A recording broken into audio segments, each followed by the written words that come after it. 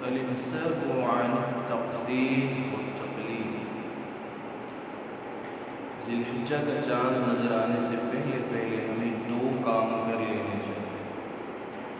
سب سے پہلے ہمیں اپنے بال جو ہے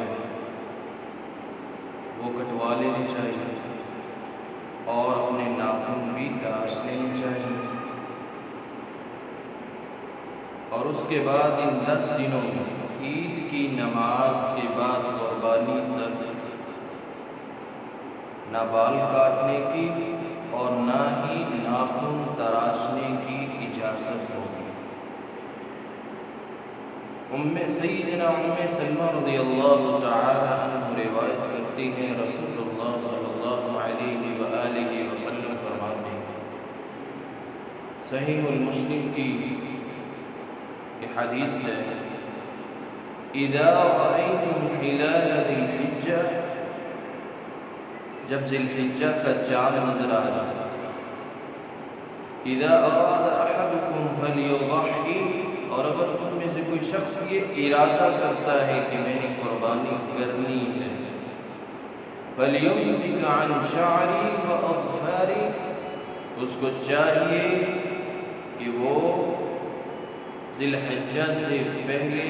اپنے بال بھی کٹوا لے اور اپنے ناخن بھی تراش لے۔ قربانی سے پہلے پھر اجازت نہ ہوگی ان 10 دنوں۔ اور ایک دوسری روایت میں صحیح الجامع کی 530 نمبر روایت ہے، رسول اللہ صلی اللہ علیہ وآلہ وسلم فرماتے ہیں، فَلَا يُمَسَّكُمْ عَنْ شَعْرِهِ وَبَشَرِهِ شَيْءٌ، ان 10 دنوں میں انسان کوئی بھی شخص نہ ہی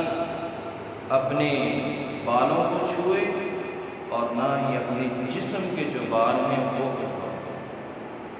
اللہ رب العزت سے دعا ہے